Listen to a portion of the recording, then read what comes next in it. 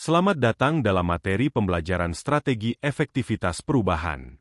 Pada video ini kita akan membahas mengapa organisasi perlu berubah, jenis-jenis perubahan, strategi yang dapat digunakan, mengapa banyak perubahan gagal, dan bagaimana peran pemimpin menjadi kunci keberhasilannya. Mari kita mulai. Bagian 1. Mengapa perubahan diperlukan? Coba kita tanyakan satu hal sederhana. Apakah organisasi dapat bertahan jika tidak berubah? Jawabannya, sulit. Mengapa? Karena lingkungan organisasi hari ini terus bergerak. Teknologi berkembang. Pasar semakin kompetitif. Konsumen menuntut kualitas lebih baik. Regulasi selalu diperbarui. Jika organisasi tidak menyesuaikan diri, ia akan tertinggal. Maka perubahan bukan lagi pilihan, melainkan kebutuhan. Perubahan juga tidak selalu datang dari luar. Kadang organisasi perlu berubah karena kinerja menurun, visi baru ditetapkan, struktur organisasi tidak lagi relevan, productivitas menurun. Jadi, perubahan adalah proses organisasi untuk bertahan, berkembang, dan memenangkan persaingan. Bagian 2. Apa itu manajemen perubahan? Sekarang muncul pertanyaan berikut. Jika perubahan itu penting, bagaimana agar perubahan berjalan mulus? Inilah yang disebut dengan manajemen perubahan. Manajemen perubahan adalah proses terencana yang membantu organisasi menjalankan perubahan secara terstruktur, mengurangi penolakan, meningkatkan dukungan, dan akhirnya mencapai tujuan baru. Tanpa manajemen perubahan, perjalanan menuju tujuan baru akan penuh hambatan. Bagian 3. Apakah semua perubahan sama? Jawabannya, tidak. Dalam organisasi, perubahan bisa dibagi menjadi beberapa kategori. Mari kita bahas satu persatu. 1. Perubahan terencana. Perubahan yang dirancang dengan sengaja. Contohnya, perubahan sistem kerja. Menambah lini produk. Melatih karyawan untuk meningkatkan kualitas. 2. Perubahan tidak terencana. Ini adalah perubahan yang terjadi karena kondisi yang tidak bisa dikontrol. Misalnya, perubahan kebijakan pemerintah, pandemi, persaingan baru yang tiba-tiba muncul. Organisasi harus cepat beradaptasi agar tetap bertahan. 3. Perubahan operasional. Perubahan yang bersifat kecil dan tidak mengguncang sistem besar.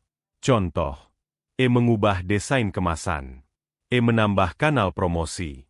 4. Perubahan strategis. Perubahan besar yang mengubah arah perusahaan. Biasanya menyentuh budaya, fokus bisnis, struktur organisasi. 5. Inkremental dan radikal. Jika diibaratkan seperti perjalanan, inkremental berjalan pelan tapi konsisten. Radikal lompatan besar yang mengubah arah secara cepat. Organisasi memilih strategi sesuai kebutuhan dan kondisi yang dihadapi. Bagian 4. Bagaimana strategi perubahan dilaksanakan? Setelah tahu jenis perubahannya, pertanyaan berikutnya adalah, strategi apa yang bisa digunakan untuk menjalankan perubahan? Ada beberapa pendekatan utama. 1. Strategi integrasi. Organisasi memperkuat kontrol dengan mengambil alih pemasok, mengambil alih distributor, bahkan mengakuisisi pesaing. Tujuannya, rantai bisnis lebih kuat dan mandiri. 2. Strategi intensif. Digunakan jika organisasi ingin memperkuat posisi yang sudah ada. Contoh, meningkatkan pemasaran, mengembangkan produk yang ada, meningkatkan kualitas layanan. Organisasi ingin tampil lebih unggul dari kompetitor. 3. Strategi diversifikasi. Menambah produk atau layanan baru. Tujuannya adalah membuka sumber pendapatan baru dan mengurangi ketergantungan pada satu lini bisnis. 4. Strategi defensif. Digunakan saat organisasi menghadapi tekanan berat. Biasanya berupa pengurangan biaya, restrukturisasi, merampingkan operasional. Tujuannya adalah menyelamatkan organisasi dari kondisi sulit. 5. Strategi keunggulan kompetitif. Organisasi juga dapat memilih menjadi yang termurah, menjadi yang berbeda, fokus pada segmen pasar tertentu, Semua kembali pada situasi yang dihadapi perusahaan.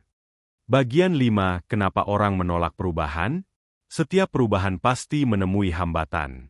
Dan pertanyaan pentingnya adalah, mengapa manusia menolak perubahan?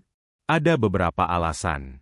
Pertama, takut kehilangan sesuatu, misalnya posisi, status, atau kenyamanan kerja. Kedua, tidak memahami tujuan perubahan, sehingga muncul rasa was-was dan resistensi. Ketiga, merasa tidak mampu menghadapi kondisi baru, misalnya teknologi baru atau cara kerja baru. Keempat, zona nyaman. Selama ini baik-baik saja, kenapa harus berubah? Ini adalah pola pikir lama yang sulit dilepas. Kelima, kebiasaan lama sudah mendarah daging, sehingga perubahan terasa berat. Tugas pemimpin adalah menjelaskan, membimbing, dan memastikan bahwa perubahan dipahami, bukan ditakuti. Bagian 6. Pemimpin sebagai motor perubahan. Jika ditanya, siapa pihak yang paling menentukan keberhasilan perubahan? Jawabannya, pemimpin. Pemimpin perubahan harus memiliki visi yang jelas, berani mengambil keputusan sulit, mampu membangun komitmen, siap menghadapi kritik dan kontroversi, memberikan contoh nyata, konsisten menjaga momentum. Bisa dikatakan, perubahan tidak hanya membutuhkan strategi, tetapi membutuhkan komandan yang siap memimpin pasukan hingga garis akhir. Bagian 7. Mengapa banyak perubahan gagal? Pertanyaan terakhir. Kalau perubahan itu penting, kenapa banyak yang gagal? Beberapa penyebab umum adalah 1. Tidak ada rasa mendesak. Orang tidak merasa bahwa perubahan harus dilakukan. 2. Tidak ada tim inti yang solid. Perubahan memerlukan pasukan pelaksana. 3. Visi tidak jelas. Jika tujuan tidak jelas, bagaimana orang bisa berjalan ke arah yang sama? 4. Hambatan tidak dihilangkan. Masalah dibiarkan, bukan diselesaikan. 5. Tidak ada target jangka pendek. Padahal kemenangan kecil penting untuk menjaga semangat. 6. Terlalu cepat puas. 7. Perubahan tidak tertanam dalam budaya. Inilah mengapa perubahan harus diikuti dengan konsistensi dan penguatan budaya. Kesimpulannya, perubahan adalah kebutuhan organisasi untuk bertahan dan berkembang. Manajemen perubahan membantu proses berjalan teratur. Terdapat berbagai jenis strategi perubahan yang dapat dipilih sesuai kondisi.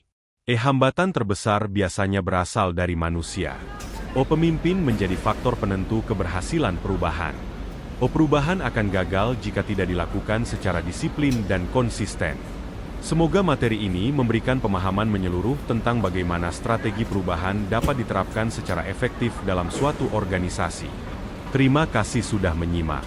Wassalamualaikum warahmatullahi wabarakatuh.